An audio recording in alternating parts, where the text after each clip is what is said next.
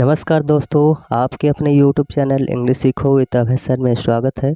उम्मीद करता हूँ कि आप लोग अच्छे होंगे, मस्त होंगे। आज की वीडियो में हम लोग सीखेंगे 3 एडवांस इंग्लिश स्ट्रक्चर्स जो कि आपके बहुत ही काम आने वाला है, जिसका यूज़ करके आप अपने इंग्लिश को सुधार सकते हैं। तो चलिए हम लोग वीडियो को शुरू करते हैं। उससे पहले हम लोग सेंटेंस को देख लेते हैं कि आज की वीडियो में हम लोग कौन से सेंटेंसेस को कवर करने वाले हैं।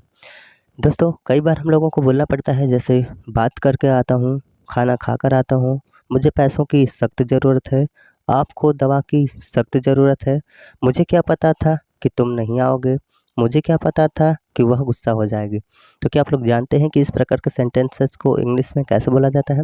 अगर आप नहीं जानते हैं तो ये वीडियो आप ही के लिए है, तो वीडियो में शुरू से अंत तक बने रहिए। तो चलिए हम लोग वीडियो को स्टार्ट करते हैं और एक-एक करके हमने तीनों स्ट्रक्चर्स को अच्छे से एक्सप्लेन किया है।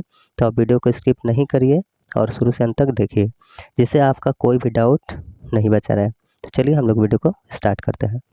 सबसे पहले हमें लिखना पड़ेगा सब्जेक्ट, फिर उसके बाद हम लिखेंगे इज एम आर। इन तीनों में से एक यूज करेंगे। फिर उसके बाद हम लिखेंगे इन डायर नीड ऑफ। फिर उसके बाद जो भी हमारा सेंटेंस में बचा रहेगा उसको हम अदर वर्ड में लिख देंगे। ये हमारा स्ट्रक्चर कंप्लीट हो जाएगा। हम लोग इसी का यूज करके सारे सेंटेंस को एक एक करके अच्छे से सीखते हैं।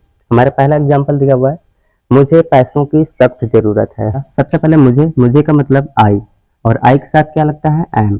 तो आई एम, फिर लिखेंगे इन डायर नीड ऑफ।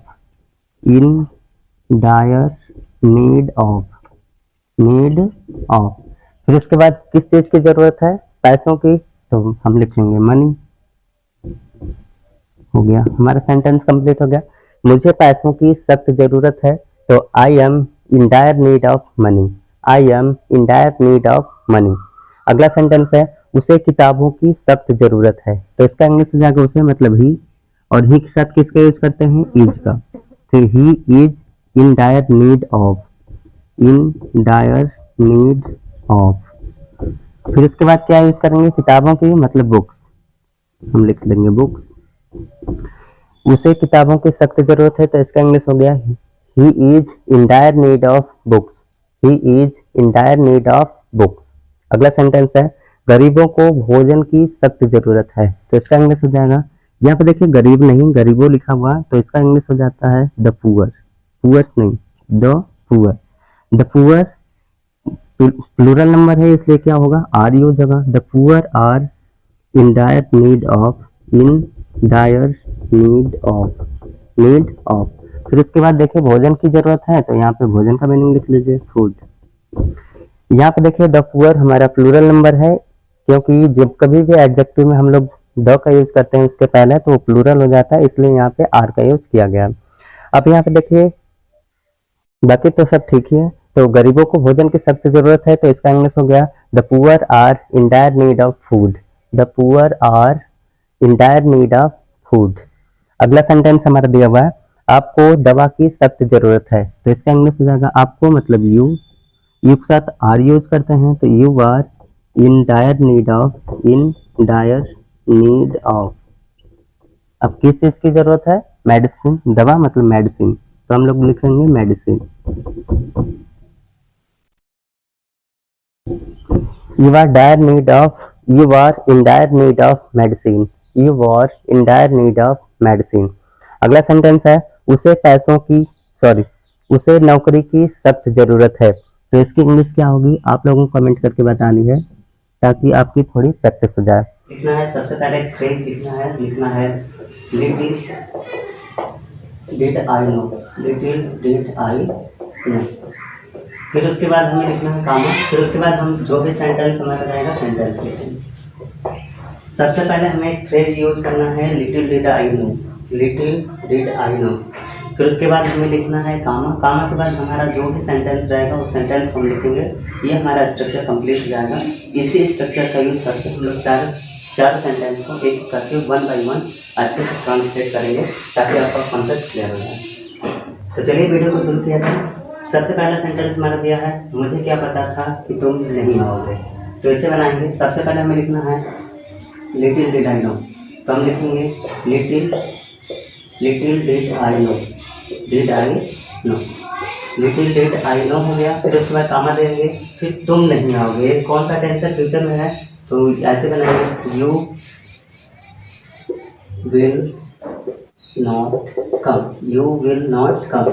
मुझे क्या पता था कि तुम नहीं आओगे, तो इसका इंग्लिश बन गया little did I no you will not come, little did I no you will not come. दूसरा सेंटेंस हमारा दिया हुआ कि मुझे क्या पता था कि वह गुस्सा हो जाएगी, तो इसे इंग्लिश में कैसे बनाएंगे। सबसे पहले हमें फ्रेज लिखना है, तो लिखेंगे little did I no, little did I no. फिर उसके बाद हमें कामा लगाना है, कामा लिखने के बाद हमें सेंटेंस लिखना है, वह गुस्सा हो जाएगी, तो सी, ये भी हमारे फ्यूचर में है, तो सी विल, गुस्सा होना का होता है गेट एंग्री, तो हम लिखेंगे गेट एंग्री।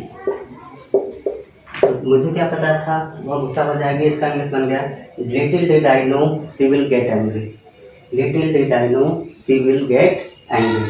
तीसरा सेंटेंस हमारा दिया हुआ है, मुझे क्या पता था बच्चे नहीं जाएंगे, तो ऐसे इंग्लिश में बनाएंगे। सबसे पहले हमें फ्रेज ही लिखना है, little did I no, little did I no,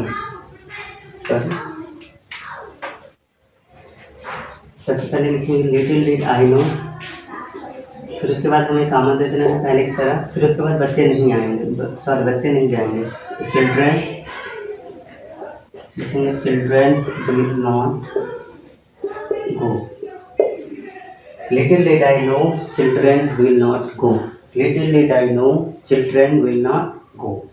चौथा और लास्ट सेंटेंस हमारा दिया हुआ है, मुझे क्या पता था कि लोग बुरा मान जाएंगे, तो इसे इंग्लिश में बनाएंगे little did I no, little did I no, little did I no लिखने के बाद हमें लिखना है वो सेंटेंस कि लोग बुरा मान जाएंगे। लोग का होता है the people, people will get offended, get offended, यहाँ बुरा मानना का मैंने होता है ऑफेंडेड, हम लिखेंगे गेट ऑफेंडेड। तो देखिए मुझे क्या पता था कि लोग बुरा मान जाएंगे, तो इसका इंग्लिश बन गया little did I know the people will. सबसे पहले आपको सब्जेक्ट लिखना पड़ेगा, सब्जेक्ट के बाद आपको लिखना होगा V1 या V5, फिर उसके बाद लिखना पड़ेगा आफ्टर, फिर उसके बाद जो भी वर्ब रहेगी फोर्थ फॉर्म रहेगी, फिर उसके बाद अदर वर्ड जो भी बचा है। तो सर देखिए स्ट्रक्चर बहुत ही आसान है। सबसे पहले आपको सब्जेक्ट लिखना है, सब्जेक्ट के बाद वर्ब की फर्स्ट फॉर्म या फिफ्थ फॉर्म जो भी सब्जेक्ट के अनुसार आप लिख सकते हो, फिर उसके बाद आफ्टर लिखना है, फिर उसके बाद जो भी वर्ब रहेगी उसमें ING लगा देंगे, फिर जो चीज़ें बच जाएंगी वो अदर वर्ड में आप लिख देंगे तो वो सेंटेंस बन जाएगा। तो चलिए वीडियो को शुरू करते हैं और बनाते हैं। पढ़कर आता हूँ, तो पहले आपको सबसे पहले सब्जेक्ट लिखना है, सब्जेक्ट आई। सबसे पहले एक बात और बता दें कि यहाँ पे सब जगह लगभग सब्जेक्ट आई ही रहता है, तो सब्जेक्ट को आई ही रखना है। तो आई के साथ हम क्या लिखेंगे हम, क्योंकि आई फर्स्ट पर्सन का है तो इसमें प्लूरल वर्ब लगती है, तो आई कम। फिर उसके बाद लिखेंगे आफ्टर, फिर उसके बाद रीडिंग। तो देखिए पढ़कर आता हूँ तो क्या बनेगा आई कम आफ्टर रीडिंग, खेल कर आता हूँ तो क्या बनेगा आई कम आफ्टर प्लेइंग। देखिए खेल कर आता हूँ आई कम आफ्टर प्लेइंग, बात करके आता हूँ तो क्या बनेगा I come after talking. Last वाला देखिए खाना खा कर आता हूँ तो इसका बनेगा I come after eating, eating food, या आप लोग ईटिंग के जगह टेकिंग भी लिख सकते हो, चलेगा। देखा दोस्तों आप लोगों ने ये स्ट्रक्चर कितना ही कमाल का है और बहुत ही उपयोगी है। छोटे छोटे सेंटेंस को ऐसे प्रयोग करके हम अपने स्पोकन इंग्लिश को बहुत ही अच्छे से सुधार सकते हैं। चलिए फिर से रिवाइज कर लेते हैं।